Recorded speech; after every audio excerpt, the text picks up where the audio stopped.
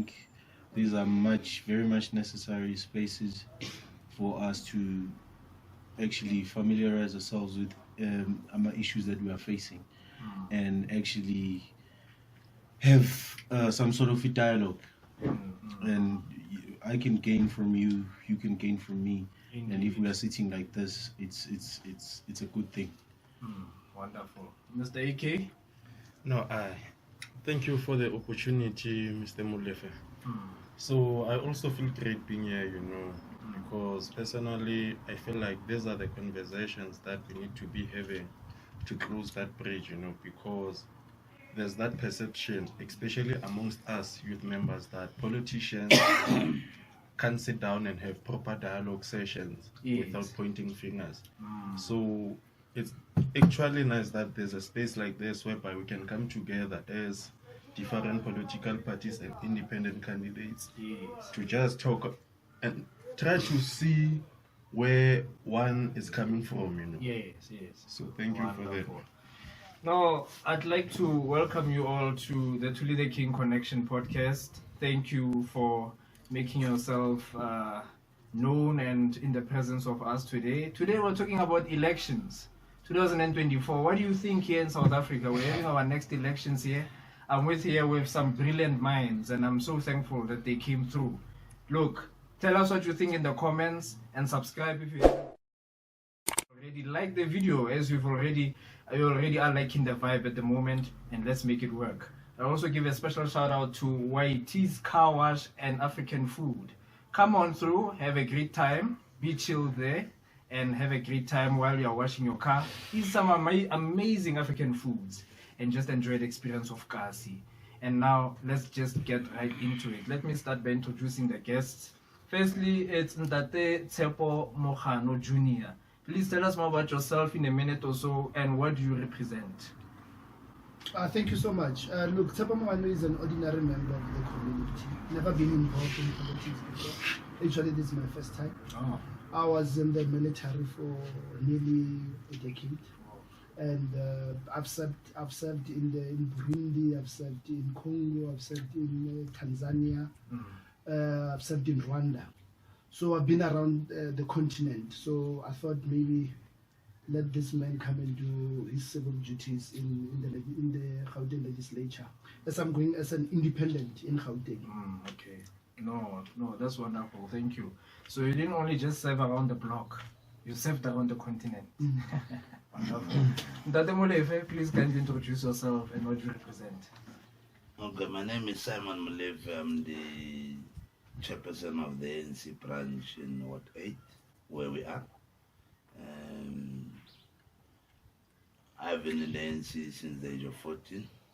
I've always believed in the movement as a solution to the country, and I've always participated and been active, and I think I'm happy to be here to enjoy the debate with other colleagues as they benefit on what the ANC fought for. During apartheid, you wouldn't have the ruling party with the opposition next to each other. So we fought for this democracy, and theirs are the beneficiaries. So they are the evidence of our success. Okay, wonderful. Mr. Nhlanhla, please come on to introduce yourself and what you represent, please. Yeah, my name is Nhlanhla Phewa. I represent ActionSA. I'm the youth chairperson in Mogale City for under the banner of ActionSA, and like my colleagues have said, it's exciting to sit here, and I'm with ActionSA because I believe that from what he says we may have gained, there was a breaking of the bridge somewhere, and we need to rebuild that bridge, and ActionSA is actually that party that is going to rebuild that bridge in order for us to reach that redemption that we need. Wonderful. Thank you, Mr. Nhlanhla. Mr. AK, please kindly introduce yourself and what and who you represent. Hello out there. As I said, my name is Akani Hlungwani. I'm also a podcaster. I'm a logistician. I'm a man of many titles, by the way, But personally, I'm a social champion and also a member of the EFF in Ward 7. I'm currently the branch secretary. And I joined the EFF because I actually believe in the 7 cardinal pillars. And I'm also a former FISMAS Fall student activist. I was part of that movement, we were there right at the forefront, trying to get this whole free education. So it's an honor being here. Wonderful, thank you. The conversation. I really appreciate it. So as they've mentioned, some of the gentlemen here have mentioned that when they say in this area there was, this is in Kagiso, in the West End. So I'd just like to get a feel, gentlemen, we are walking into probably the most, if not the second most highest or most expected elections ever. The president is just high right now. President, not president, president. So what are some of the expectations and some of the general expectations, and what do you think is about to happen in these next elections? Just a short snippet on what you think. I think I'll start with you, Mr. Akani. What do you think is about to happen with these general elections coming up here in May? Well, personally, speaking from a perspective of observing the stats and the statistics on the ground, I feel like after the 29th of May, we'll be heading for a coalition government, because I doubt that the current ruling party is going to get above 50% in this upcoming national elections. So I feel like we are headed to a coalition government whereby we'll see even small parties, coming into play, actually having a voice, in the governance of the country. Yes. Okay, I understand that. Wonderful. So in that regard, do you then not think that those polls that you have been reading have not just been coming from social media? Because if that's the point, the disparity is quite shortened, because it's only catering to the ones who have access to internet, and secondly to, let's say, Twitter polls. It's not only coming from a space of social media, because if you look at the recent activities on the ground, just yesterday, MK Umkhonto Wesizwe actually managed to fill up Orlando Stadium. That should show you what's happening on the ground, Yeah. Just last year, we as the EFF filled up FNB Stadium. You have the likes of IFP, DA also, it still has members. So that shows you that the current landscape of where we are headed, because this thing is already happening. It's being tested via local governance. Right here in Mogale, we are led by a coalition government, We have the EFF in power, the ANC in power, making decisions for us there. I'm not saying that it's something that can work, because right now it's proving that it's not working. Because after 6 months we have a new mayor, So that sometimes It's disruptive. Disrupts, service delivery to the community members, to the people that need it. And plans, right? Yeah. Yeah, sure. Okay, thank you. Thank you for that, AK. So, Nhlanhla, what are your thoughts on these elections and the expectations therefore? Okay, my belief is that like the same as he's saying, is that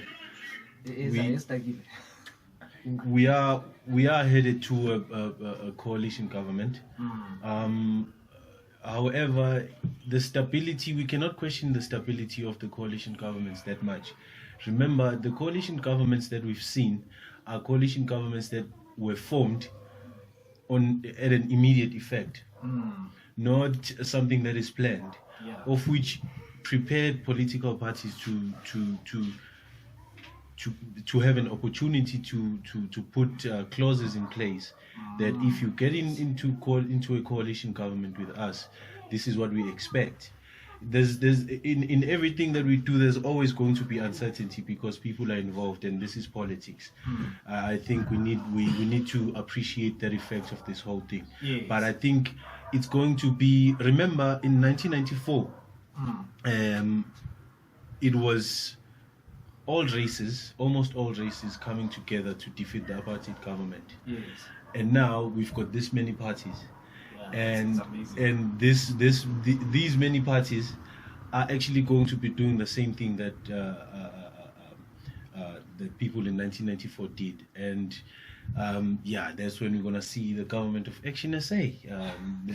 Yes, of very, course. very much confident about that. Good faith, good hope. Yeah. Tade Molefe, coming in representing the ruling party in the same breath, how does this landscape that's coming in of number one, we have 3 ballot papers coming through, so different power structures are coming in now. We have the most registered candidates, both independent and parties coming in. Very new stuff. Where is your mind at according to the current election form and how the election is about to take place? What do you think that is for the ruling party? Is it a challenge, or you feel confident with the upcoming? What do you think?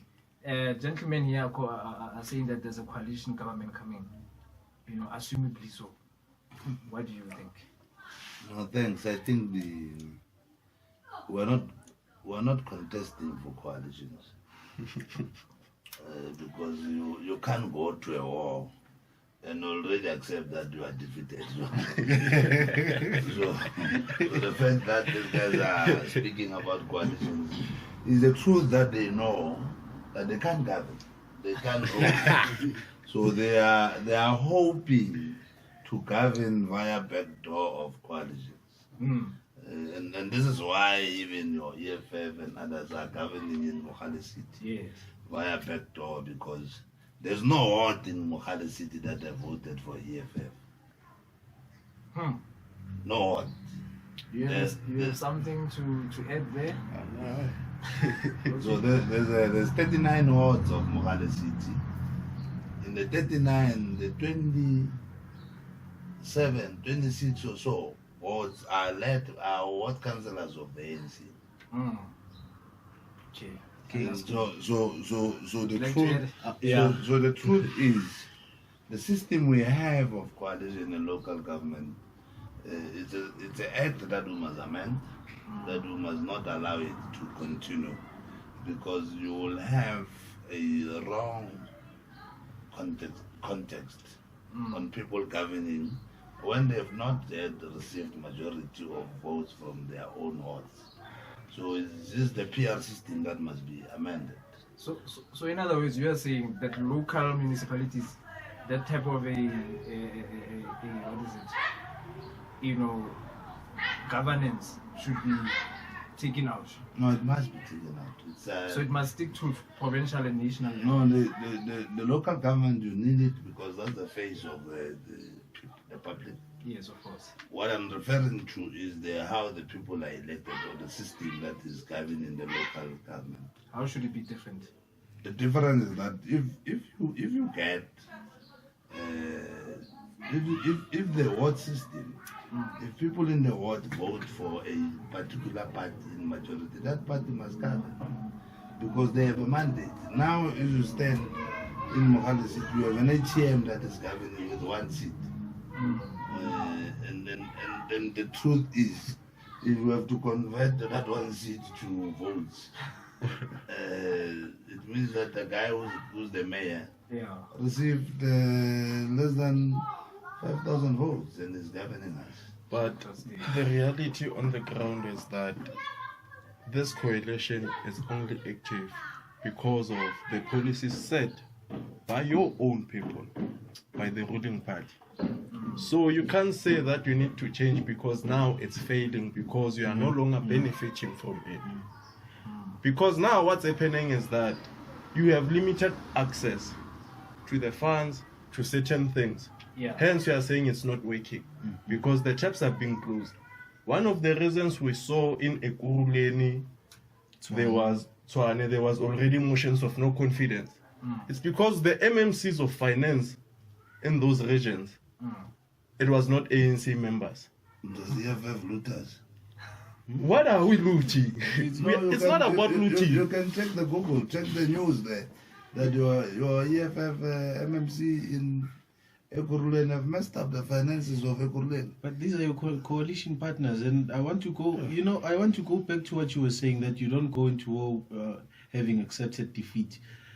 So in the local governments, So you are sitting here trying to tell us that you guys were hit with a TKO in the local government's elections, because now everything that the ANC has right now, it's because of the coalition governments. I'm talking about your local governments.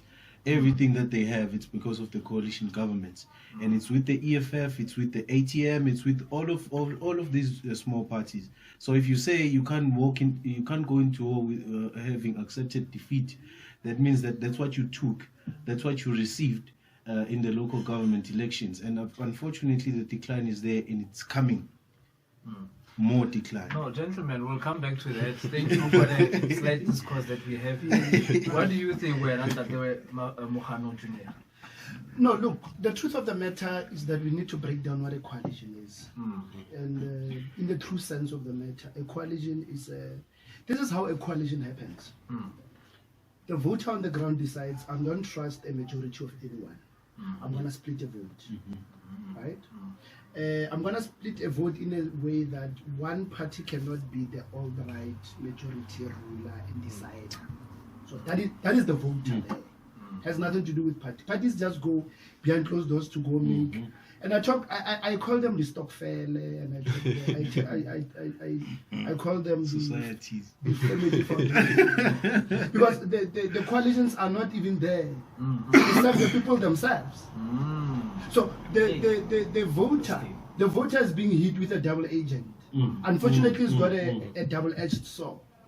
Hence, I'm an independent because I am the only person here now. I can tell you for a fact that has got a constituency directly from me on the ground. I'm a brand on the ground. So I don't rely on a party name. I don't rely on a superstar in my party. You know that is why you've got premier candidates in provinces, but their faces are not on their boards. Only the president of the party is there. It shows that then the party relies on a personality card of an individual. These people don't have constituencies, because if that is why the other day there was a man who said, if you don't bring buses to FNB, you're gone. Because he understood that people don't have a constituency. They want to pay, they want to rely on his name as a brand himself. That's why people were chucked off. So unfortunately, proportional representatives policies need to work in South Africa. People need to be voted directly into positions. Because this thing of sharing of party lists, because today I like you, I'm going to put you on a list. Tomorrow you are fighting with me, I don't like you anymore, we remove you, or put in the other guy. Give Family Foundation the stock fair. It's not going to work for South Africa, unfortunately. No, thank you. Very interesting opinions there. No, there's a bit of a riff here. Interesting to know. But I've seen a study which says that Cyril Ramaphosa who is the president of the country and the ANC, that he is the most popular politician in the country. And this cult following that you speak of maybe is directly alluding to that as well, which is a very interesting point to point out. But all in all, so I just want to understand, in your different formations and in your different representatives, how are you planning on combating some of the issues, or you and the party or the candidacy that you're representing? Look, we have a lot of issues. We have uneven wealth distribution. The Gini coefficient states that this country is the most unequal in the entire world, with the highest unemployment, double from the second in the world. One of the highest unemployment rates in the world, if not we have the highest. 70% of youth is unemployed. Our services, public services, we're having issues there. High crime rates, load shedding, the list goes on and on and on. How then would your party or your candidacy work in solving these problems? My brother, this country doesn't have all of those problems, by the way, so to disappoint you. It's got a leadership problem. It's the only thing that you did not mention there, and it's the number one issue in the country. The policies of the ANC are prescribed to be the best in the world. I mean, look, when you are going to critique, don't critique because you are good in critiquing. You should look at the facts. The fact is, the policies that the ANC have brought and have written are one of the best in the. In fact, I'm going to speak for you, unfortunately, but in fact, apparently the ANC is the most thoroughly ran black government in the world, with its laws like this. But the problem is the leadership. They're not decisive. Let's take the 1955 Cape Town Congress of the People. It produced a very important document, which is the Freedom Charter. 70 years today, there is no single thing on the Freedom Charter that is there. I mean, this is the founding document that made the Constitution, by the way. So, if 70 years later, nothing, I mean, it speaks about the doors of learning shall be opened. Are they open today? Okay. The lands will be distributed amongst those that live in it. I'm not an ANC member, but I'm quoting the Congress of the People that was in Cape Town, the founding document. So 70 years later, we don't have a single thing out of that document. It's a rubbish of a document. It should be thrown away. Because I think it is now used as a lullaby song for our people to go and vote for people that don't have the stamina to make decisions of this ground. But our voter, unfortunately, is not yet matured enough. 8 years is not, I don't think it's enough for our voter to be matured enough to vote on what they see, not at what they hear. So that's why when people ask me, do you have a manifesto? I say, for what? What do I do? I know, I stay in my community, I know what they want. They know me. There's things that I've done in my community. Why should I stress myself? If they don't want to vote for me, it's okay. I'll go back to what I do. I don't need to be in parliament. But if the voter keeps saying we need to be abused, so in the same regard, I just want to understand one thing. How are you going to solve them? Are you going to bring in leadership? As you're saying, the major thing is leadership, so you're going to become that leader that's required. Are you going to use the same constitution that they use at the ANC? Where is your mind at in terms of solutions? My brother, this is simple. Any leader that is put in a position, there is policies that govern that department or that office. Okay. But we need enforcers of the policies. Okay. Our NPA, our public protector, our SIU. Those people, those departments need to be independent, thoroughly. But Dawgie must not come and account when it suits her with the NPA. No, the public protector must not take side. They must protect the public. But the policies that make sure of the oversight. Nobody does the oversight to see that is our leader. I mean, any leader makes mistakes, but the policies need to force them to go and account. So we need proper oversight systems in place for our Chapter 9 institutions. Wonderful. Thank you, sir. So, Date Molefe, you are representing the ruling party. And these issues have been coming to account or to light in the rulership of this veteran of a party. What is the plan? Is there a plan to change? Is there a plan to sustain? Is there a plan to coalesce or coalesce? What is the plan? It's very unfortunate that sometimes as South Africans, or sometimes as the opposition parties, they sometimes refuse to accept the truth. In the document that Tshepo speaks about the Freedom Charter, it says there shall be peace and stability in Africa, which Tshepo did go and implement in Rwanda. he was implementing the Freedom Charter. So the areas of the Freedom Charter that have been activated by the ruling party. Your issue that relates to free education, it's not true that doors of learning have not been opened. Doors of learning have been opened. Today our kids go to school, they are transported to school, it's government. They're given food at school. Those who are in dire need, they are given a subsidy of your school uniform. Children who are still young, their parents are subsidized through a grant system. Those of us, those of the kids who are in tertiary institutions, there is free education. There's NSFAS is activating free education. All what you need to do is to pass. Because we can't be financing people who are failing. That's the truth. Yeah. So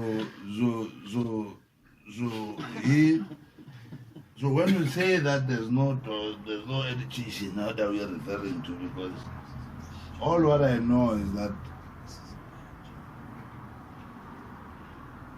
the society, those who are qualified,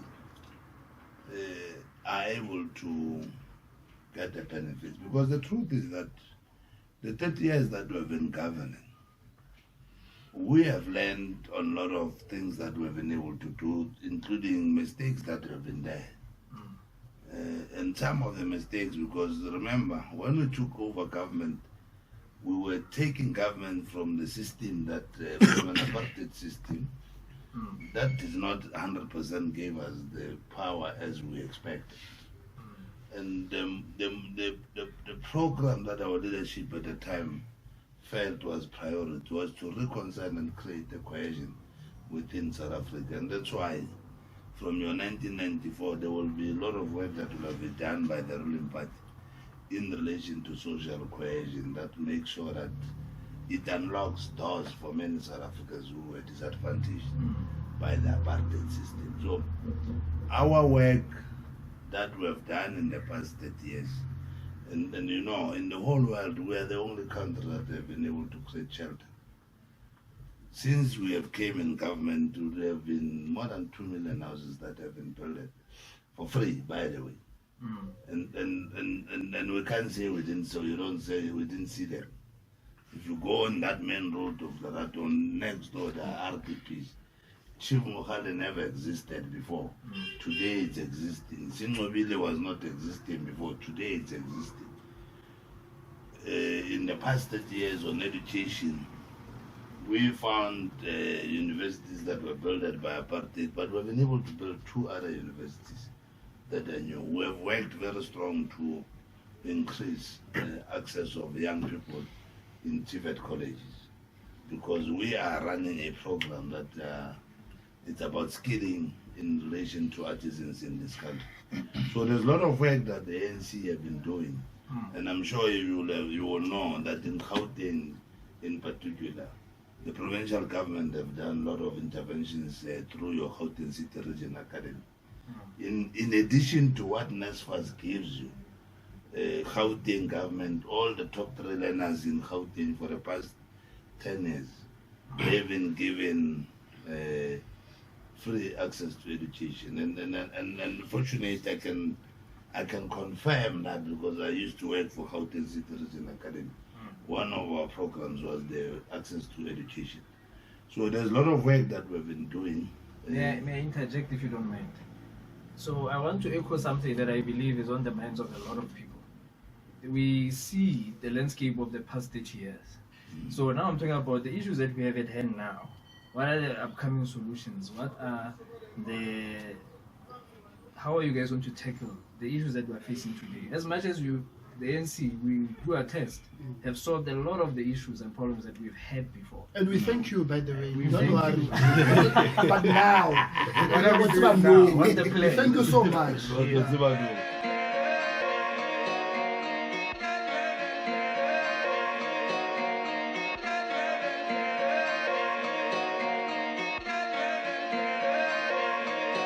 Give me flags, give me stacks, show me love, show respect. Give me fame. Let me loose, not to tame. Off the hood, give me flags, give me stacks. If you check our manifesto, our program of the ANC for this 2024, Tshepo, I know you are contesting for the province, and there are 3 ballot papers. Yeah, I'm on the 3rd one. You're on the 3rd one. So the first ballot paper, you will vote for the ANC. The second ballot paper, vote for the ANC. The 3rd one, you can vote for yourself.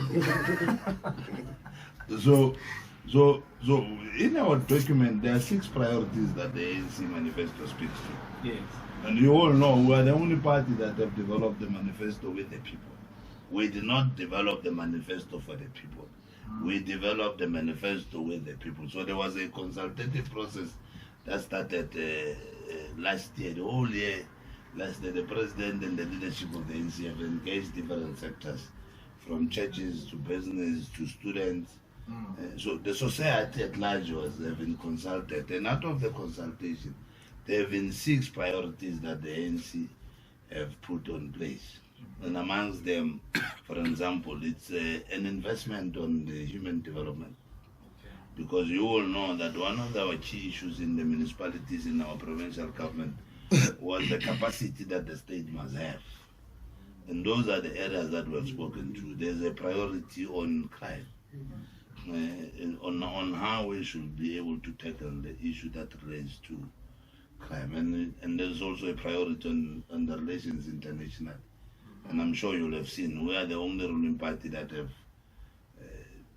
taken a very strong stand, for example, against Israel, which is very cruel on killing people in Palestine.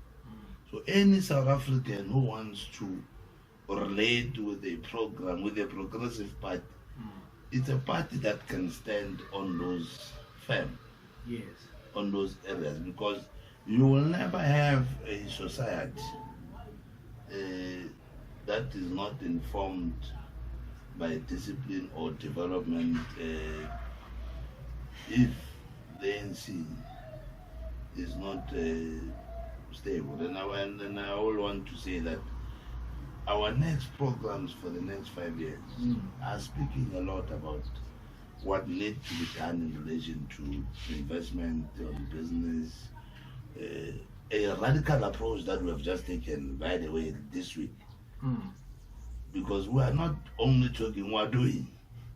We are not only talking, we are doing. We took a radical approach, and many opposition parties all of a sudden are refusing on the NHI. So what kind of people who wants to say that, no, this NHI, because it's going to be looking for the poor, we must not sign it. So South Africans must open their eyes to see that indeed these people are not standing for the poor, they are standing for the rich. You see, because there's no reason for anyone to say we don't want NHI. NHI works in different countries. If you go to England, if you go to China, you arrive there, the NHI works.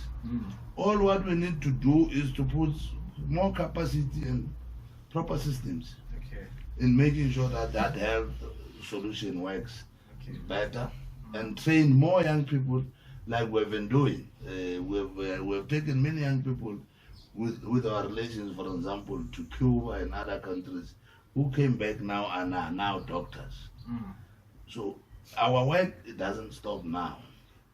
But the prophets of doom are now lying that no, NHI is about looting and all those things, because all what they are strong on doing is to condemn the good things that are about the poor.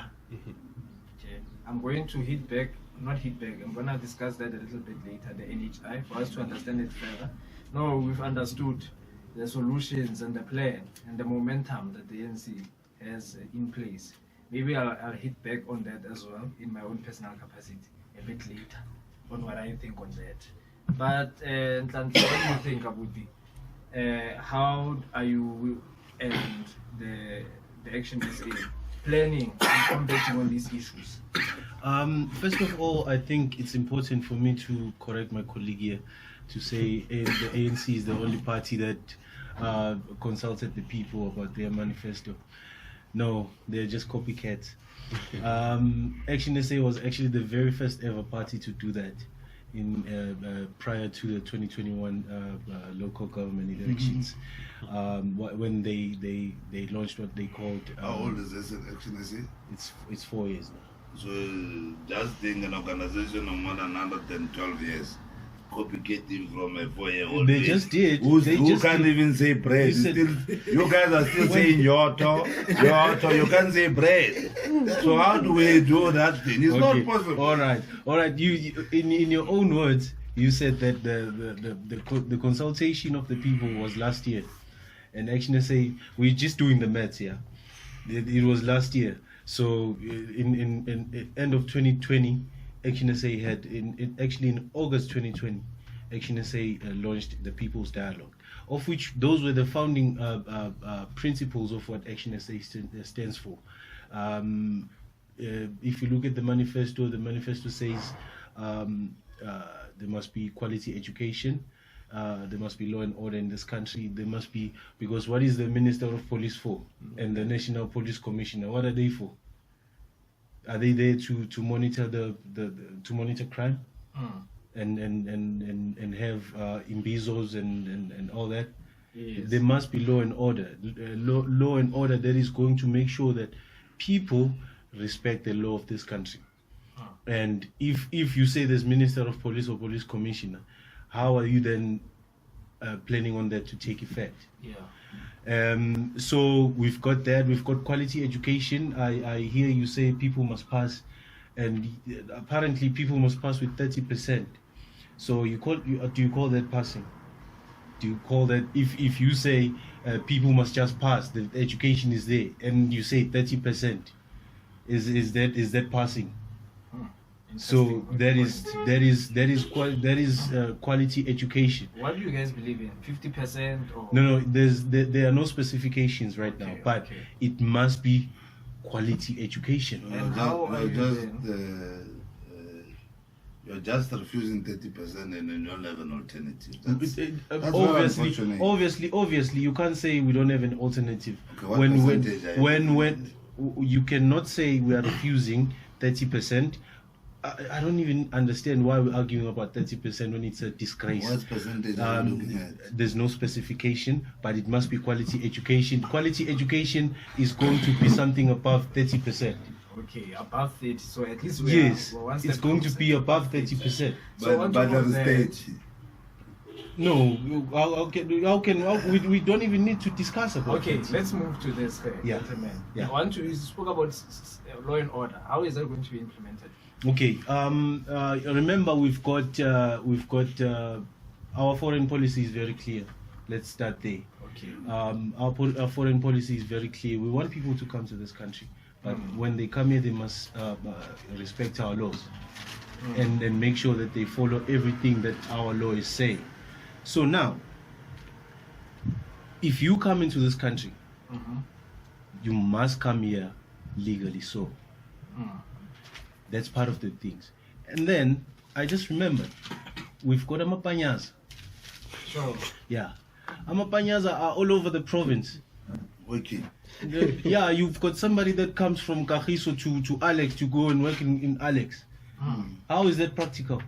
Because they need to be at the ground level of within constituencies, effecting change. Because you can't have somebody who says they are going to change they are going to change the situation of crime within constituencies, and then they come here, they work here for 5 minutes, they monitor here for 5 minutes, and then they drive in a BMW to Alex. How are they then going to effect change and make sure that the situation of crime is being dealt with? How are they going to do that? So what we're saying is that these Mapanyaza, it's a good concept. It's like your BEE concept. BEE, it's a good concept, but the implementation is all over the place. You understand? Because it's like you say it's for black people, but only a selected few black people are getting it. Even Amapanyaza, when they get to certain areas, they are going to work there to be seen. Nobody cares about the Kasi to work effectively within the Kasi. So those are the things that ActionSA, there's one of the policies that says we are going to have ethical leadership, and that's why it's yes. Okay. That speaks for all the policies that we have, because once you have the leadership, the ethical leadership, that leadership is going to work on basis of accountability. We've seen we were the first coalition government in the city of Johannesburg after the local elections. After Mashaba was fired by DA. Yeah, he actually was not fired by the DA. He left the DA because he did not like what your party and the DA were doing, acting to the people as if they care about the people, and then they go behind. Actually, Herman Mashaba confirmed that because the ANC did not want anything to do with Mashaba when he was the mayor. You see, now I'm digressing, but it's fine. The ANC did not, they were disputing everything. Even the insourcing, they were disputing it. So, within the DA, he did confirm that the EFF did not bother him about tenders and stuff like that. It's not true. Okay, I need to finish this one. I need the people of the EFF were willing to work with him on anything that he wanted in order to make the people's lives better in the city of Johannesburg. So when it was starting to get confusing, when the DA, their friends, were starting to ask for tenders, and they were saying they were different from that, of which now currently they are entertaining a coalition post-2024 elections with the ANC. But they did fund the wives and Joe Mashaba. The wives? His wife and Joe, he funded it from the city's funds. So where is the case now? It's still on investigation. No. But he funded he was acquitted. But he funded it. He was acquitted. Why did the court acquit him? No, he didn't go to court. He's still on. He went to court. He confirmed. He said, he wrote today, I've finally won the battle that I've been battling with for years, that I was accused of something that I did not do. The courts cleared me. Okay, we can hold that for now. Yeah. You are happy with what solutions is ActionSA going to? Yes, I am happy. If you have a government that says we want ethical leadership, that's the first thing. And also, before we move on, just a minute, I heard my brother Tshepo was talking about how beautiful the document is that was adopted by the ANC. Sure. No, I said it must be thrown. No. You said it's beautiful, but they are not using it, Yeah. so they must throw it away. Yeah. So there's one thing that I always say: this is a piece of paper. Whatever it is that is written here, it's just black and white. Implementation is the main thing. It's like manifestos, by the way. Yes, All of them. all of the parties. They copy each other's Yes, manifestos. but implementation is the main thing. If you don't implement, then you are useless. Interesting. That's why we're implementing through Mapanyaza for 300 young people have not been paid for 2 months by the program. No, but So you accept that we're implementing. no, I'm not accepting if you're not implementing completely. Mr. Akani, you have solutions on combating some of these issues. What are your thoughts on that? Yeah, my brother, and I've been listening to my fellow colleagues here, Sure. going on about how the ruling party's founding manifesto is beautiful, as is saying, and is in touch with the people. Just like as we are saying, you said that ActionSA is the first party to have a manifesto. To have a people's dialogue in order to launch the I beg to differ, my brother, because in 2013, 1 July, Sure. when the EFF was formed, Yeah. the founding manifesto of the EFF is based on the outcries of what? Mine workers, cleaners. No, it's based Those- on Julius Malema's anger towards the ANC. This is not. Julius himself says that you should blame Pravin and Cyril Yeah. from bringing back into politics because they are not a farmer. So you can continue. Your manifesto comes from the Youth League. It's a Youth League document. Yeah, that the Youth League rejected. No, They rejected it. The only we accepted reason. it. Julius took our document. No. And you guys make it your manifesto. One of the reasons. So I'm the Lord Tshepo founder of the followed. economic freedom Fight in our lifetime, because that slogan belongs to us. You rejected it. Yeah, so You took rejected you stole it. No, you know, it's more like right now. If I come with an idea to you, you reject it. I'm gonna go and apply it somewhere else where it's gonna be appreciated. That's the reality on the ground. That's why we are saying land. They say that they want land, but when the motion for land to be brought back to the people is raised in parliament, they voted against it. No, you And guys then you refused. came back after that. What did you try to do? You guys refused to vote with us. Because now you went and modified it. Yeah, they modified it. So that it suits you, it suits your funders. Because we know that everything that's happening within the ruling party, you are being used by the white men. Okay, solutions by the EFF. Right now we are saying what? The land must come back. We are calling for industrialization of our job sector. There's a reason for that. He's talking about creating employment opportunities, whereby we are sitting at the highest unemployment rate in the world at the moment.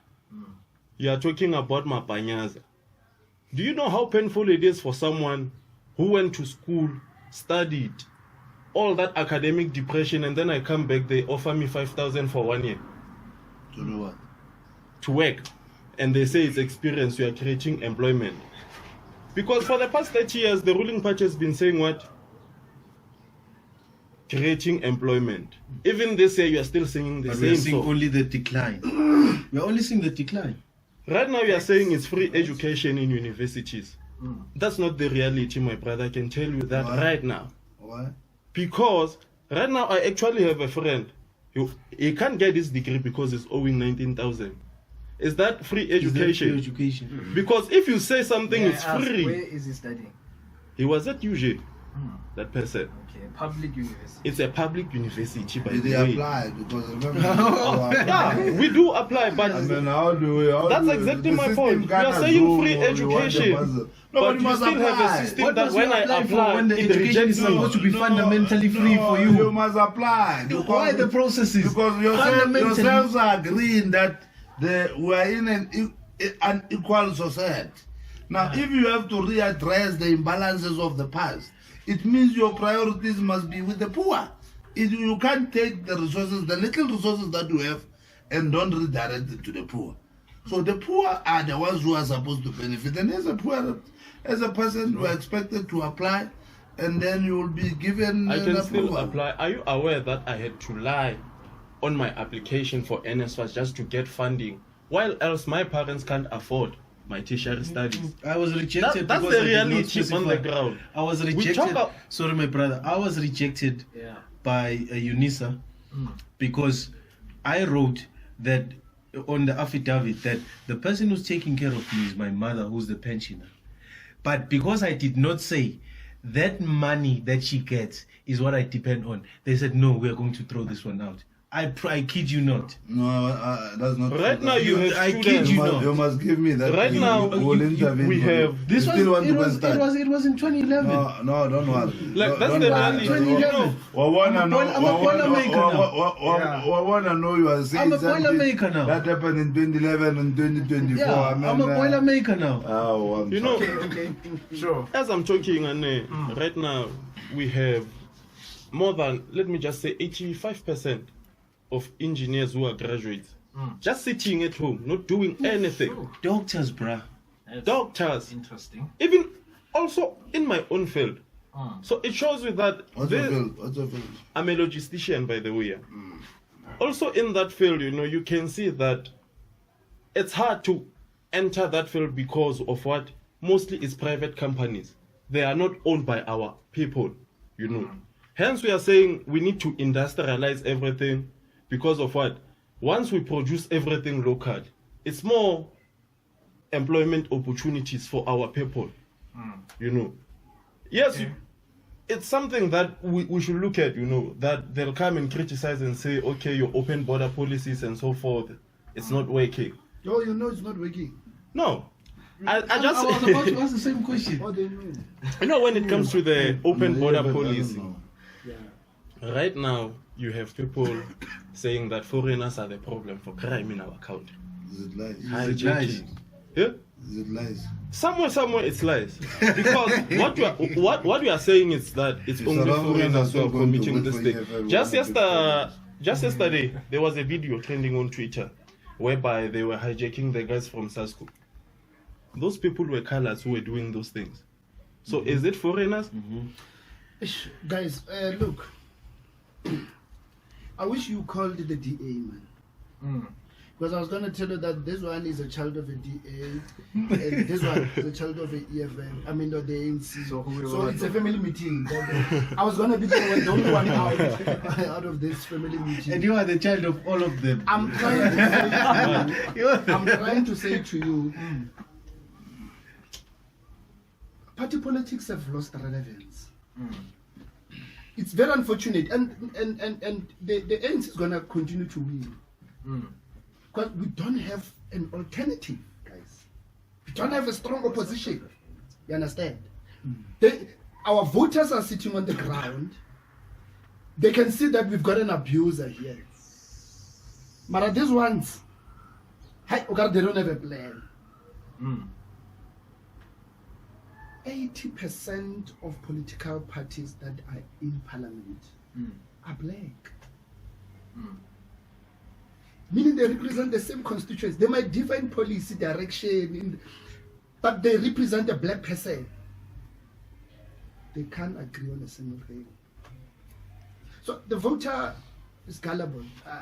Sometimes I blame voters. These ones are just, I'm more PR anyway, but I blame the voters. These ones can continue doing their job, campaigning for their political parties. And you can campaign for yourself. I'm just feeling pain for the voter, because it's very unfortunate that the voter doesn't see that political parties are not gonna do anything for them. You know, before I decided to go as an independent, I was actually pushing a notion and a movement called Don't Vote. I was actually saying people must register, but they must not go to vote on the day of voting. So that political parties can see that, hey, this amount of people on the ground, but they're not turning up. Why? I was pushing that. I wanted to show them that, guys, you've got the power to decide what is a bit. If you make these people frustrated, maybe they'll listen better. Because I same way that protests. Because democracy has not proven to be working for any African country, by the way. He's speaking about how I went to DRC and it was the implementation. But we don't have equipment as soldiers today. Our uniform by Pakistanis, uniform of soldiers. Sure. The backbone of the country. The guns, we have to buy the guns. We killed Denel. When the kid said free, he was talking about free must fall. Fees, yeah. They shot at those kids protesting for free education. They were shot at. Job creation, the man, using guys, come on. the tools of the constitution. Because protesting is those part people of were killed by your president. And then you elected the person who killed them into power. So democracy is not looking like a very good exercise. Hence, when New Nations Movement took this thing to court and said, now independence can go, I thought there will be a lot of independence. But it also showed that our voter on the ground is not in touch with politics. They're gullible, and I'll repeat it, they're gullible. And we are weak as a society. Not to stand for ourselves against political parties. We are very weak. That is why everybody will come to South Africa. Can I quickly interject on that point? Yes, on that a point, quick a quick one. The problem with people not voting, the reason why I have a problem with people being encouraged not to vote is one. If the people like me, they like him, and they don't like him. And then he's got the numbers already. And then we say people must not vote. It means that as much as, even if they do not like him, he's still going to make decisions on their behalf. That's why the issue is, because the ANC already, from before 1994, they already had numbers. So these numbers, They still have. No, you're not even gonna get 30%. So those numbers grew over the period of time as we grew up. Those numbers grew. So by the time he says people must not vote, No, those numbers are that is before the Those- independence. So but- I don't want you to hang on. Yes, don't yes, vote yes, yeah. yes. So Proportional representative. Yes, yes. That is what we want, for people to be voted in directly into power. yeah. So because That is now why today you can get somebody protesting, saying that I was number 4 on the list, a lady from the EFF. Now I'm number 200. Now she's angry about the whole thing. Why is that important? In terms of the order. You understand? It's because of party politics. If I don't like you as a leader in the party, forget about it. But You're not gonna be- you're not gonna be- independence is also a problem, because now, if you are independent right now, Tshepo is independent, then people vote for him. Tshepo is not a silo. Tshepo is not an island. So now, it's going to be up to him. You see, this thing is like, it's going to be up to you who it is that you work with once people have voted for you. You understand? Because you are going, I'm going to say no. Chukza, ngicela uzongibambela iprofile ye-economic development ngoba ngiyakwazi ukuthi you are a principled person, but it's not directly people that took you and put you there. No, That is the problem. Maybe let me educate you a bit about Can you just pause independence. here quickly? Yeah. How is it looking? So independence, the nice thing about it, that is an advantage to all of it, is that you hold me directly responsible. You are voting for my ID number, meaning that you can go and open a case directly against me. Then people are For crying. It's the things- same thing that is happening within the ANC, the ruling party. There are people who want to. There might be. At this point, we're not sure. But within the ANC, there might be people who want to work for the people honestly. But the problem is that if Molefe is working honestly, and then there are people that he deploys into different positions, and those people are chopping him. It doesn't matter whether people that voted for Molefe are coming to complain to him. It's the same thing when people come and complain to you. You are being chopped down by the people that you deployed into positions. It's the same thing. The cycle is not ending. So what must happen?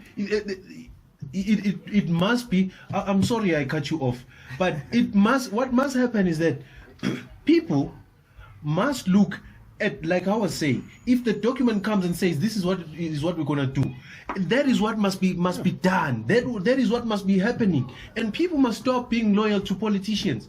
People must leave politicians that are abusive, that are not delivering to them. That is what must happen. And we can talk about policies all we want.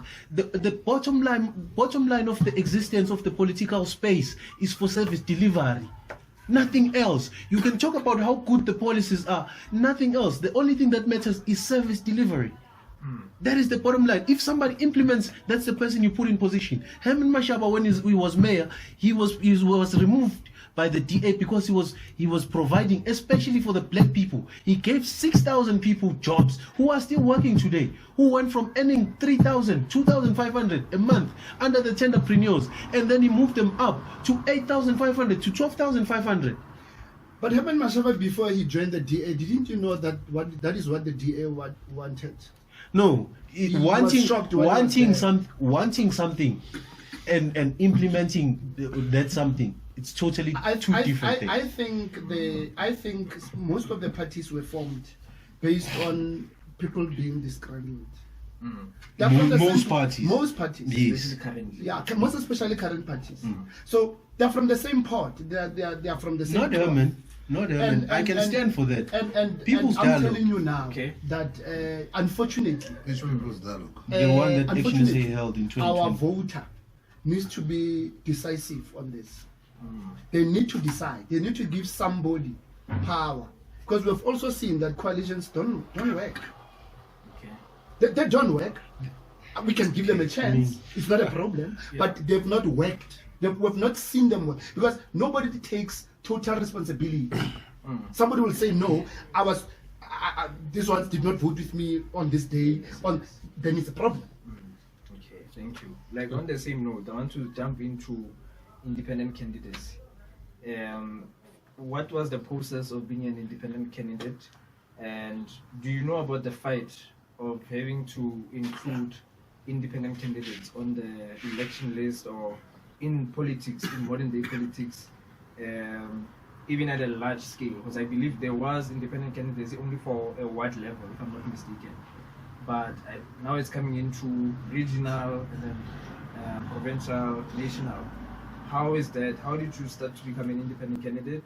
Where is it coming from? How was that journey becoming an independent candidate? No, the journey was simple. I mean, last year the Constitutional Court ruled that independents can run for national and provincial. Yeah. But the requirement was about 1,000 signatures, and you had to pay the IEC about 15,000 rand. Right. So the idea behind independence is that community leaders that don't want to be part of factions in political parties, you know, because also political parties themselves, they've got factions, they've got who goes with who, and so if you don't want to be part of that and you're a community leader and you've got a constituency, go in, let the people vote for you. And if you don't have the numbers, it will be shown. You will not go to parliament or you will not go to the legislatures. So it's direct to the person that makes an impact on the ground. I mean, myself, I've built a lot of things. I've done parks. Yes. I've helped the ANC to do potholes. I've closed potholes. I've helped the DA in my ward. I've helped the EFF. I've helped informal settlements. ActionSA, they've tried to recruit me. I've joined them on some rally. So I've been part of many good activities. Because you work for the people. Because I'm just for the people. Yes. You understand? And I really hope that a lot of independents are going to be there. Yes, so that they could Okay. So that we can test democracy, because all these things is testing our democracy that is still young, right? Yes. It's very important that we had to do that. Okay. I just want to express more on this because there's a new thing, right? The independent candidacy thing. I want to understand. There's a new ballot paper coming out. What should people understand on that? Do you understand the different types of ballot papers and what they are? I know there's a national ballot paper, which I believe is blue, will be blue. I know there's a regional or province to national, and then there's one that's going to be for the provincial legislature. I just forgot the colors of those last two, but I believe the provincial legislature one is orange, if I'm not mistaken. What do you understand about that, and where will you show up on that one? I'll be showing up on the, and I like the fact that you're asking me all these questions, because they had 30 years to talk. They had 4 years to talk. We know you're celebrating 10 years. I only have an hour. So thank you so much. There's 3 ballot papers. We've got the national ballot paper, which is blue. We've got the regional and we've got the provincial. Right? I'll be sitting on the provincial one. I'm the only independent candidate in Gauteng that made it out of the 42. Wow. Yeah, so it means that I've complied. I searched for signatures. I got about 80,000 signatures across the country. Wonderful. Yes, with about 40,000 only in Gauteng. So I'm prepared to work with any political party. I'm not for party politics. I don't have time for this. I've got time for service delivery. I'm a leader of the CPF in my ward. Okatsana in my ward and come and steal. We can assure you that we're not going to call any results.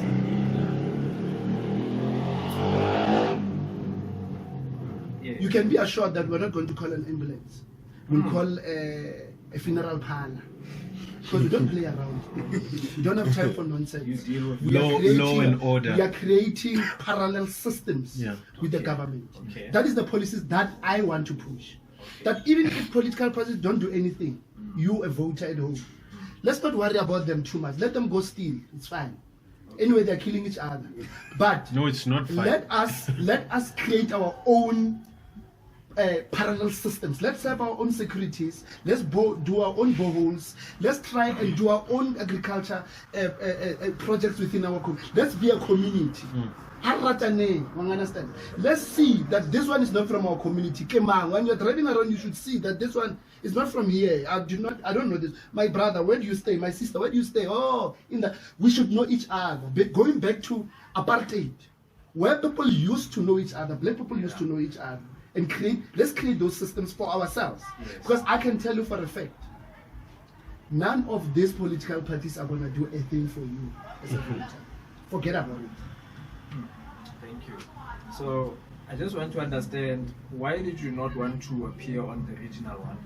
And yes, what would be the entire difference? And how would you, why do you feel like being on the provincial one is a better fit for you? What would be the difference between the two?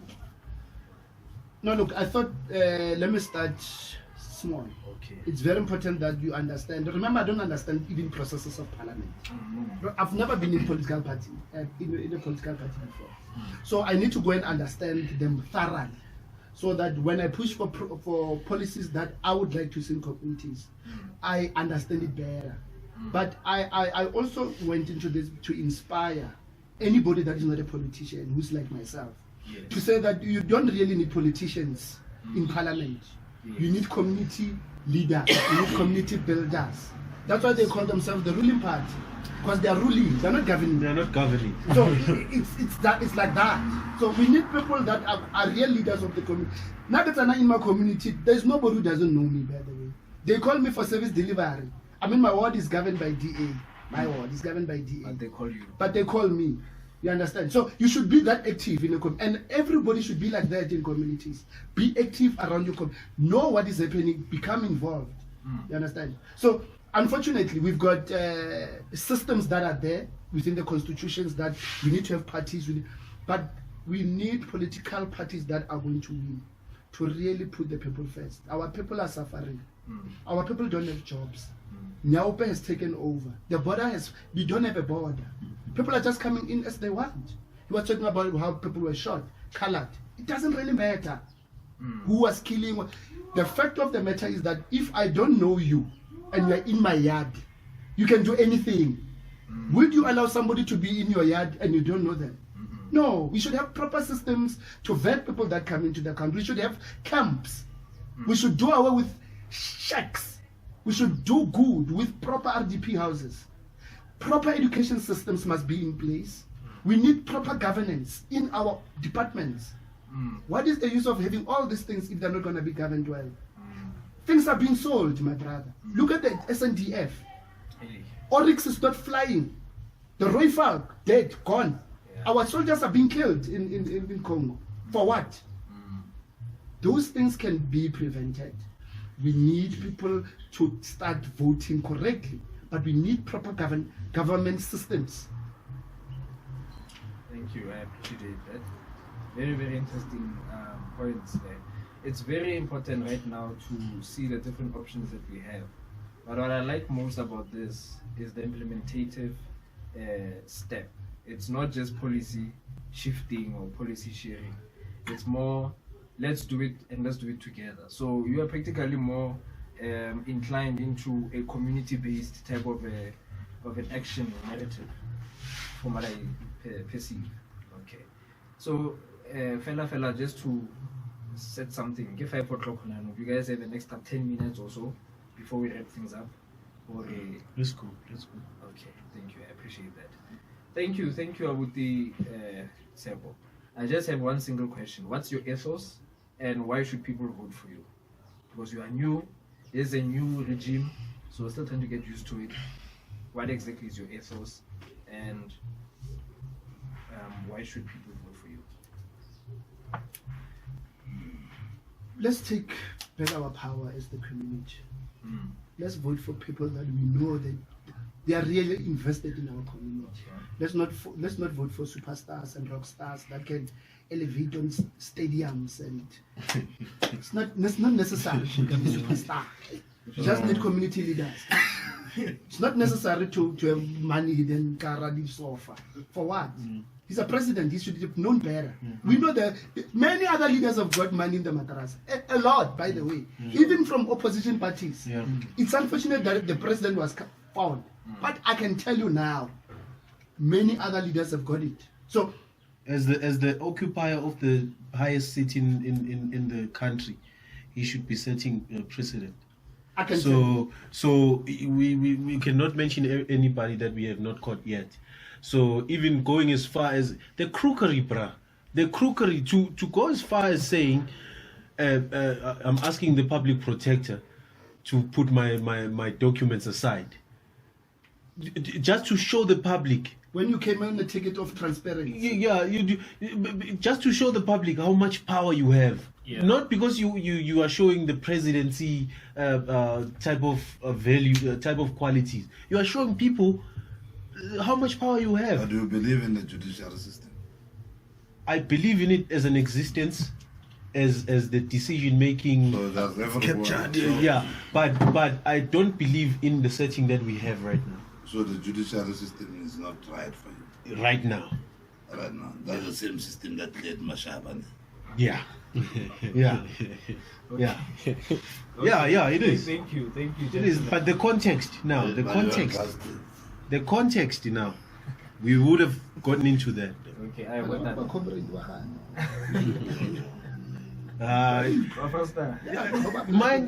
This is what I've been saying all along. The current political space that we have is the space that indoctrinates especially young people to be masters of mind games. Like, how is cross questioning me? That is the politics that have been entertained to indoctrinate young people. And young people grow up with this mindset that if I can argue with you and cross-question you, that makes me a politician. Politics are about service delivery, nothing less, nothing more. No, but let me just educate you, my brother. Yeah. Because remember, we are the leader of the society. So we need to share with you a proper context of why as an activist. Because remember, one of the things that the founding principles of our movement, you all know that our movement was founded by traditional leaders and referents. The elite, basically. But the interest was for the poor. So we do have a process that in the ANC is not like the way you guys sometimes claim or to that things happen. For example, the ANC do have ethics committee. People who are in the system have been acted on. And I will tell you, South African problem, my brother, is not literally the leadership at the level of your politicians. The problem of our country is public servants who are not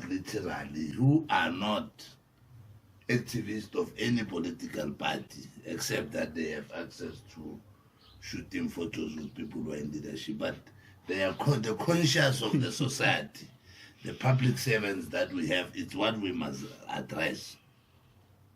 Because if you go to the Ratong Hospital, majority of people who are working there are public servants who are staying here in Kagiso. That is true. And when you go there as a constituency, going to get services, is your same people who are very arrogant in servicing you.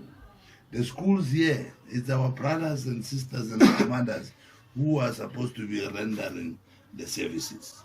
Now, what we need to deal with is the conscience that we must share with public servants and the motion that sometimes corruption is done by politicians only. In majority, it's not true. I've worked in the public service. I know one of our biggest problems is the senior management of the administration. Whatever that they learn in VETS and UJ, when they have to come and activate it, the guys are very, in majority, useless. They arrive... Like a Cadre Deployment. So. I was about to say no, that. Let me tell you, and I want to... No, I'm listening, I want to respond. Let me tell you, I want to clarify this thing. There's no Cadre Deployment. Let me tell you. What is it? No, there's no cadre deployment. What you have, you contest elections. When you contest elections, it's in your interest to let me finish, Wena. It's in your interest. It's in your interest to put people that you trust in the senior administration. The the unfortunate part of the party that is governing. Sometimes we don't put Akani, because Akana AK have not been seen within a photo with Simon. But when AK is seen in a photo with Simon, we think that AK is an activist. And then we make him a director in the department. When AK is not an activist. Okay, what does Molefe then does? What does he do then once he gets to a point where he's being crippled by AK? Because that is the issue here. People are not angry because politicians are that's not the only thing, that politicians are corrupt. People are also angry at the fact that there's no accountability. Somebody, you see somebody today, you see there's a doctor today, just because he's politically connected, they commit a crime while a theater doing a case. And that doctor is not then punished by being stripped of their license just because they've got political connection. They are then moved to another facility to go and practice. That's not true. Doctors are licensed, so it have nothing to do with political parties, because you have SAMA, you have the organization that is responsible for that profession. You spoke about something here. The truth is. When it comes to cadre deployment, he says there's no such thing. Even when they are elected, I can tell you right now that Cyril, during that NEC there, you wanna know how many people were bought for him to get that position of leadership? That's what we call lobbying. Once you have money and you come to me and say that I wanna be the chairman of this province, I'll give you this and this and that. Automatically, earlier on we're talking about stomach politics. CR17 campaign. Like Shevambo is eyed for finance. Yeah. Now we just want to close those tabs there. Okay. Now we just talk about the deployment issue. Shevambo is eyed by who? By No, EFF. You know why we are saying that? There's no democracy in the EFF leadership, so you can't compare, because the only party in the country that have democracy and contestation is the African National Congress. Right. So you guys, we consult speaking about the dictators. people on the ground. Before any decision. Julius did not consult anybody. Julius went on to the interview with JJ Daban when he announced that the deal. He said in his exact words, "I'm prepared to enter into a coalition. Yes. I'm prepared." And there's nobody that he had consulted within the EFF except for the elite of the EFF. The high structure of the EFF. Before that decision will actually materialize, they're gonna go back to the branches. That's something. That's why we say it's democratic centralism. If the branches are not allowed,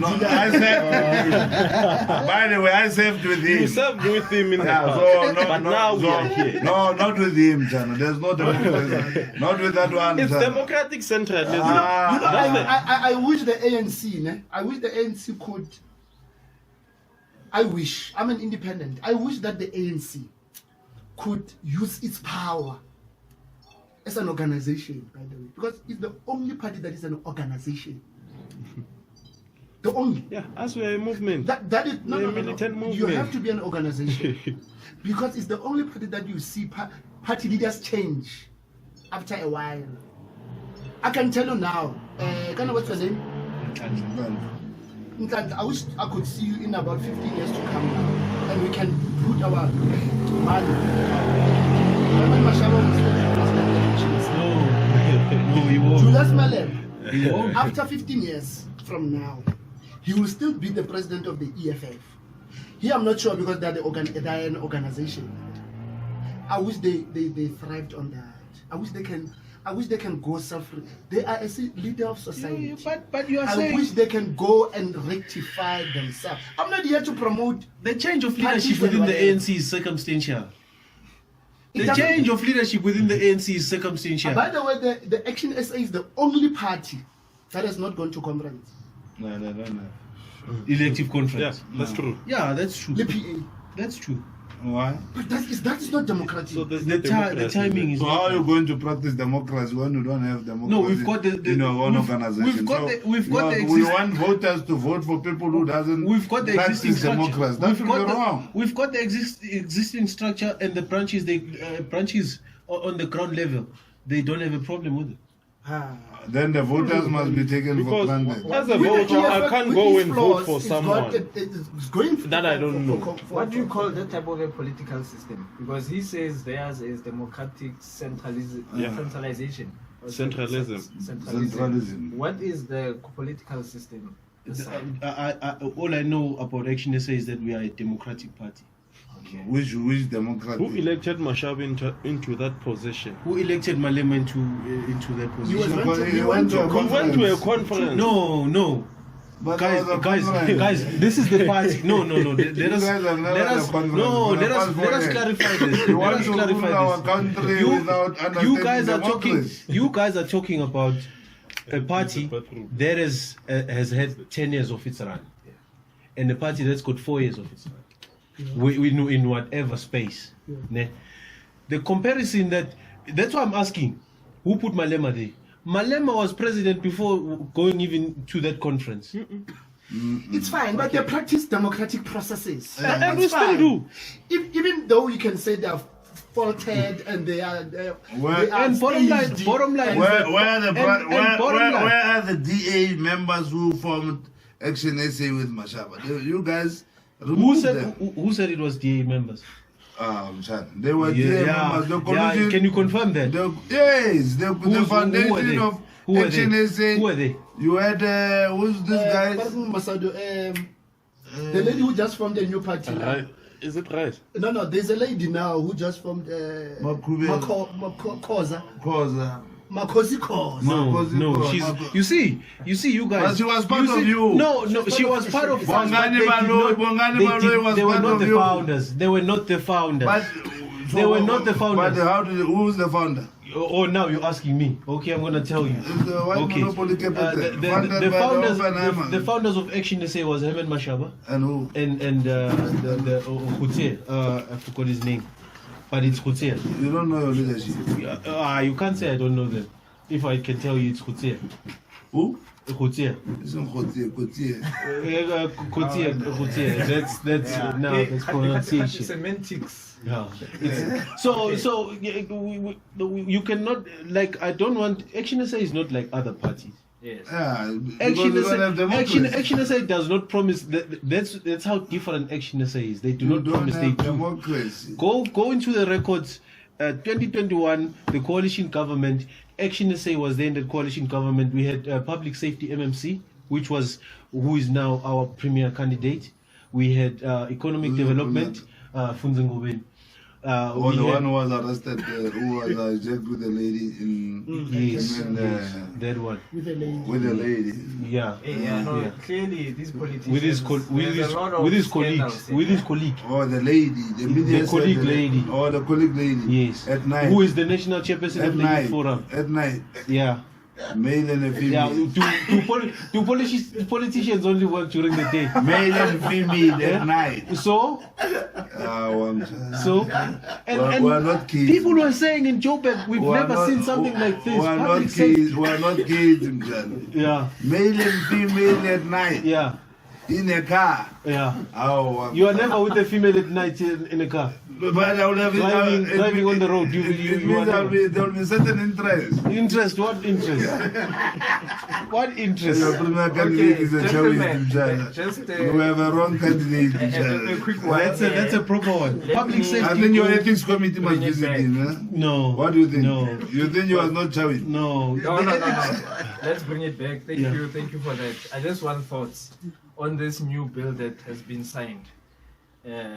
You The spoke radical a little one. bit about it. The radical one. Yeah, the radical one. Yeah, I just want thoughts on it. That Molefe, if you could just explain to us what is the NHI Bill and what does it stand for? A minute or so. Okay, the NHI Bill, if we have to explain it in a short summary, the system, the health system of our country is at above 30 billion rand a year.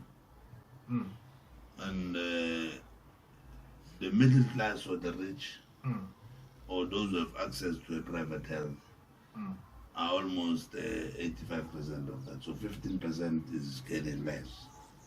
Now we need to readdress the health system of the country. So that's why if you know very well how the apartheid system built our hospitals, they were literally meant for blacks. And then there was a radical program developed by the system by then to establish private You can use this one. Okay. to establish private hospitals, which in majority benefited for the few. So the NHI Bill, the NHI Act now, its intention is to readdress, make sure that everybody have an access. And I'm sure people will know. Nowadays, if you have high blood pressure or sugar problems, diabetes problems, you get your prescription. There are certain pharmacies that are approved by government that you can go and get your prescription from, and which the state pays.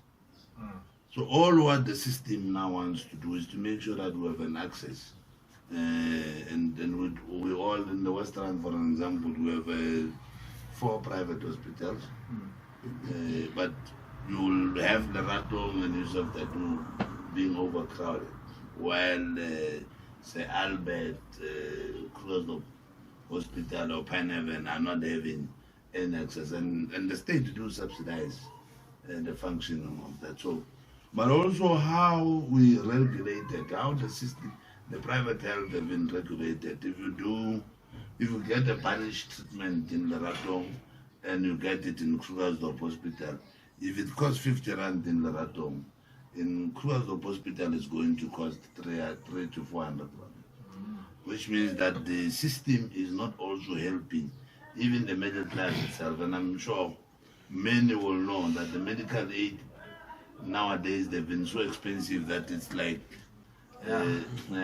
it's delivered. The last time I have an access to medical aid, I was paying between 8,000 to 9,000 for 5 family members for every month. So you will realize that these guys have been looting, and that's why the message that they will be sending out is to give the society a wrong picture. That non-government wants to loot via NHI. I mean, why will accessibility to health means looting? And I'm sure we will all know that if you go if you check, for example, the Nelson Mandela Children's Hospital in Johannesburg, you will see that it's a high-level class infrastructure of health facility. But it was, in a way, catering for the middle-class kids. Now, the Act wants everybody to be equal, and all of us to have an access, because if we don't readdress the health part, it means that the lifespan of South Africans will always be shortened because we don't have an access to facilities or to health services. It is not a sort of a campaign from the ANC to try and pull a few more votes in. No. You will remember that this NHI Bill have been, it's more than 10 years in engagement. Yes. So it's not like it's a campaigning thing. There have been public consultation. That's the only bill, by the way, that have went to more than 60 districts in the country through parliament processes. So all South Africans were given an opportunity to contribute. But of course, the private sector, who have been benefiting on the absence of the Act, they will want to give a picture that is campaigning. But by the way, Who said that when it's election year, government must first stop functioning? Because then if we have to operate like that, it means that schools must close, hospital must close, police must stay at home because it's election year, they must not do their work. Okay. So there's nothing like the election year. Yes. Election year, government must work. And by the way, there's nothing wrong when you are governing to strengthen your muscle. Because it's authority.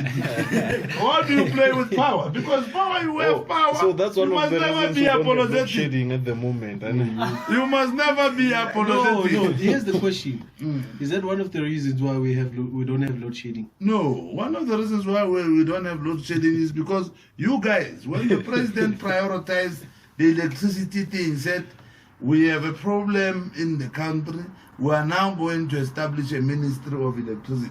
Many of you refused. Yeah. Now the Ministry of Electricity have been doing its work every day, updating the nation every week. Okay, so the no load shedding thing now is it now permanent? Is that what you say? No, that's the intention. I'm sure if you check on what the minister have been announcing every week. Personally, it's more like this whole NHI Bill thing. You know, You don't like that's just a stand. While on it, please explain your thoughts on what you believe the EFF has in mind with that. Yeah, we Or are you totally. personally. Even also the organization. We did the organization did issue out a statement talking about this, that this is just a stand from the ruling party because they don't want to admit that they have collapsed the healthcare system already. Now you wanna go where private. For instance, my man, budget allocations, they are not the same. Private has private funders, private donors, and it's funded by what? Medical aid. Whereby their budget is around 1 billion. And then you come whereby our healthcare is allocated maybe 500 million. And you are saying... Don't say maybe, man. You must speak numbers. Yeah, but it's usually around millions. Because remember, Mchan, AK, as a young person, don't speak like we're in a time. Now, can I finish my point? Speak under G. Don't speak under G. When immediately you release numbers, be sure that these are your numbers. These numbers are always fluctuating. I will tell you. This year you can get 500 million. Next year you get 800 million. No, that's not the truth. Go and read. Just go on Google. You are young. Go on Google. Say Gauteng budget. Can I finish my point? Yeah, but I don't want us to spend time on lies. It's not lies. Because this is more of an example. No, Google that.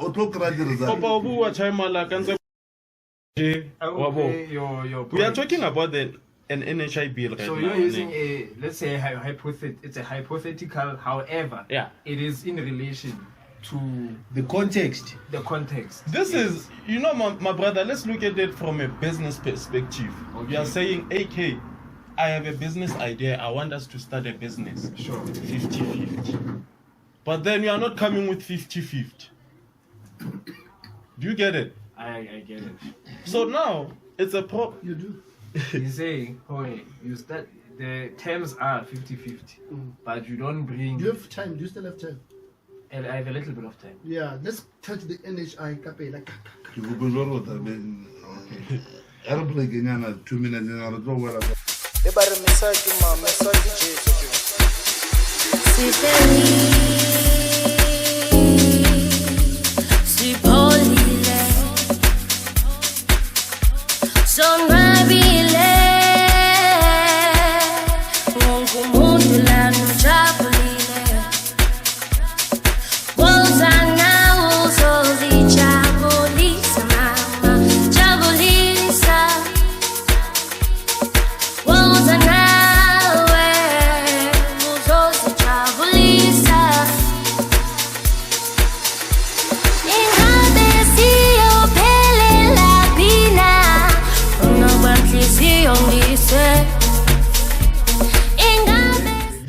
Disclaimer there. But I did say when we started that I'm here as a community leader today, as an activist, someone who's concerned. They chop you off good. I'm here to hold them accountable in a way, Oh, on behalf of the community. Interesting. So maybe I can just put mine because Kenya got trap. Just on the no. The NHI is very simple. He has explained it wisely. It's a very good idea. Remember, the NHI, its aim is to the redress. Sure. Is to fix the problems of the past, and is to make the playing field level. The inequality must go. What the NHI is saying is that when I'm staying in Alexander and the nearest private hospital is in Sandton and I've got a problem, I should be taken to Sandton to get the best quality of health care. The problem, however, comes when it is announced at the eve of elections. That's the first thing. Which takes me back to free education when the President Zuma announced free education just at the eve of elections. So he was right. Government shouldn't stop running.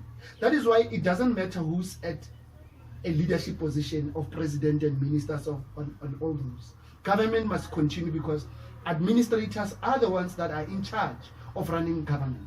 So bills should not be passed.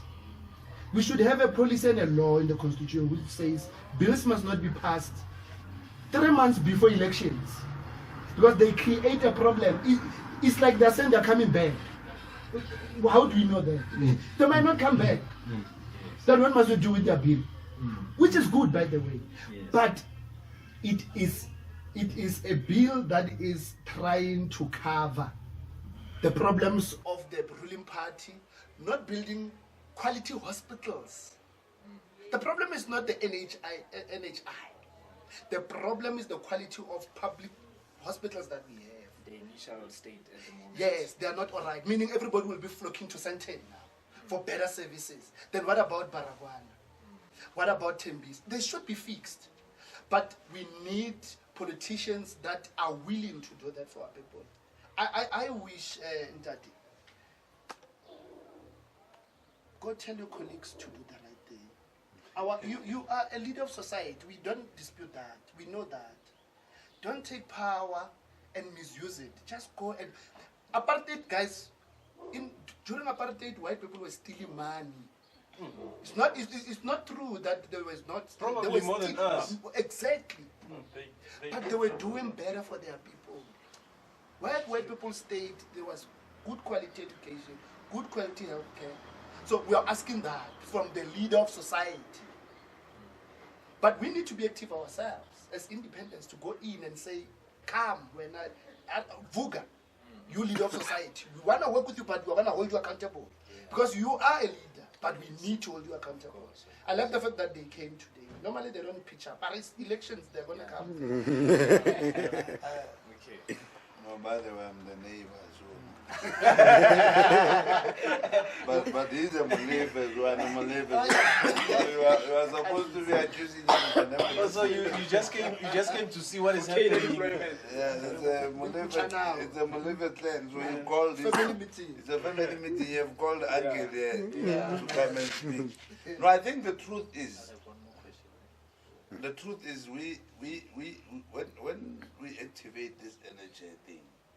And I think government, for the past 30 years, there are certain things that the party have learned, which deals with corruption, which deals with the poor commitment of the public servants. And I'm sure you will know that one of the things that the party is committing itself is to invest a lot on the public servants in terms of monitoring, but also the development. And I'm sure you have seen the SIU also have been given more capacity to intervene, and that's why on Friday we also, the SIU was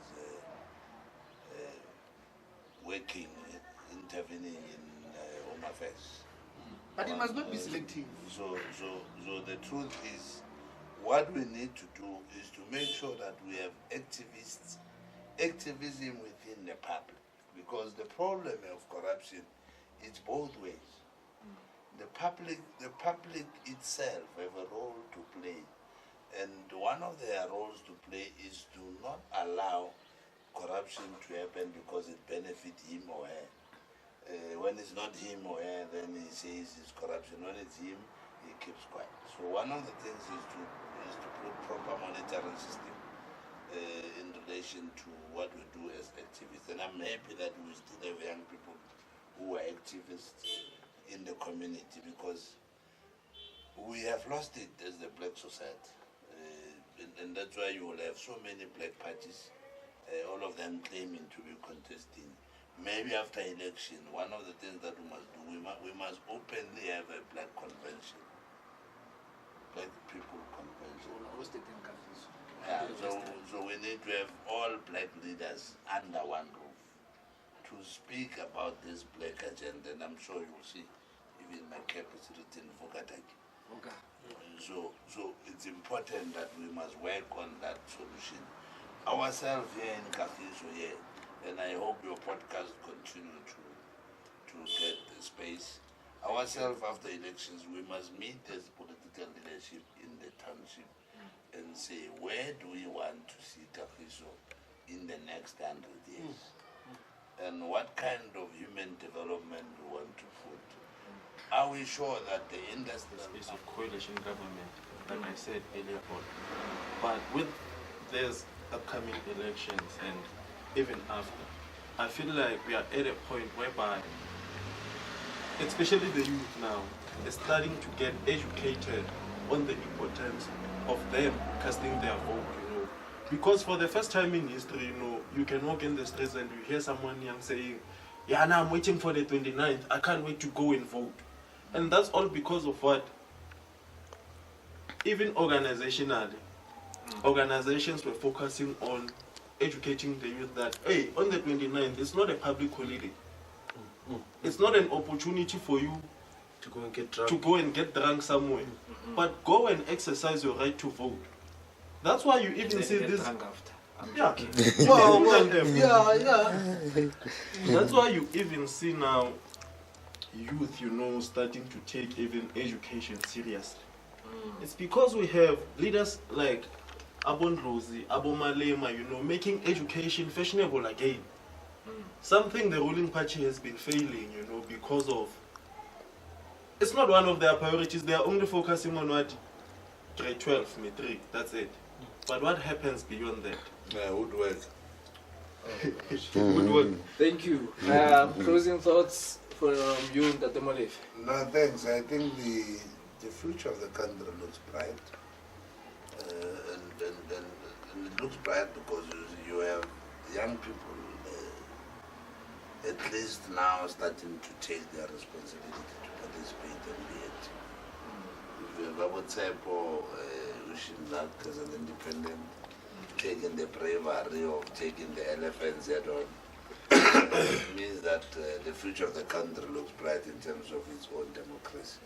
And that's what we fought for as the ANC, and our forefathers wanted, that the country should be able to accommodate and advance and even create bravery.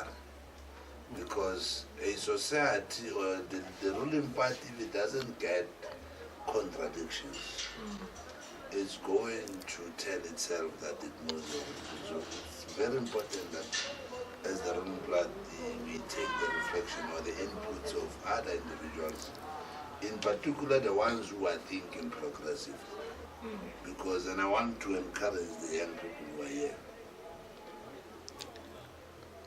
the contestation of ideas, it doesn't mean that everything that is supposed to be on top of the table we must dismiss it.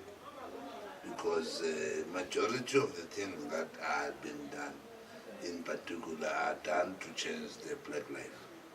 All what we need together is to hold our hands together and make the system work to change. Because the more we create a conflict amongst ourselves, the more we are not helping the society.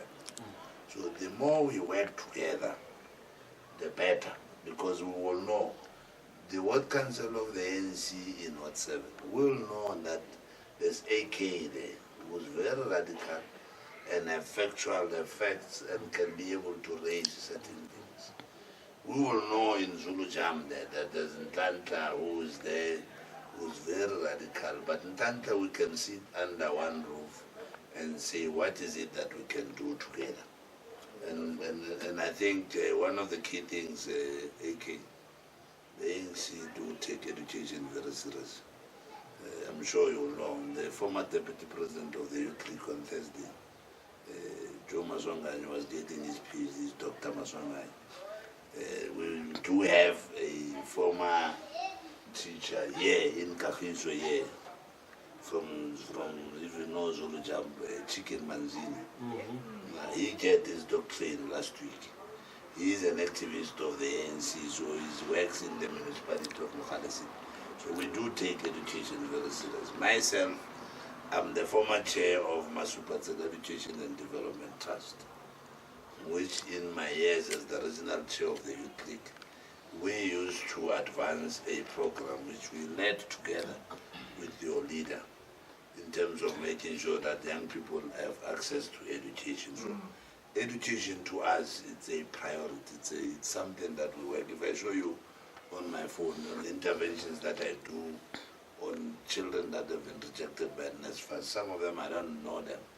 I got them when they raised their issues in Mogale social media, or they were referred by somebody, and we have resolved many of them, because sometimes the system is there and the system can be able to disadvantage certain people. So I think the future looks bright. Let's work together.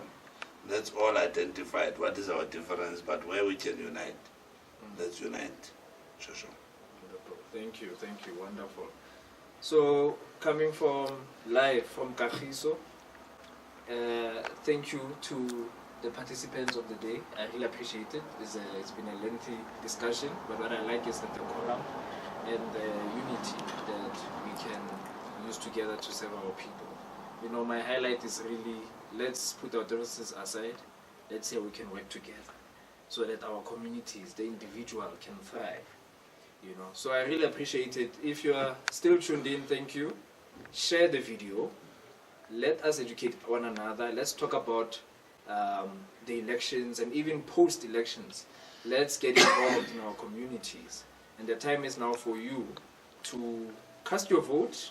I don't know, correctly. Cast your vote correctly. In fact, leave me a comment. Who are you going to vote for? Where is your mind at? And what are the highlights that you took from today's conversation? And vote correctly. If you don't vote, I don't know. You don't stand on no vote anymore. No. People must go. Push the status quo towards the door. So, lastly, you'll hear my thoughts on everything that has been discussed. Because of time, I have to cut it here. On my post-engagement after the elections, I'll give a short analysis on what I think. And then maybe I might have a few guests there as well. I don't know. I'm still here handing out an invitation for next time. I hope that you gentlemen will consider that After elections. After elections, or maybe even just a bit after that. I'm going to come alone. Well, that's fine. After elections, for the political party. I'll be busy fighting for my position. No. After elections, we can have, and we can have it at Kasi Food Court there. Okay, wonderful. At the establishment there. In fact, I've heard episodes there before. I'm sure you guys have remember that wonderful place there. Firstly and lastly, thank you so much. God bless and stay blessed, everybody. Do the right thing. Vote ANC.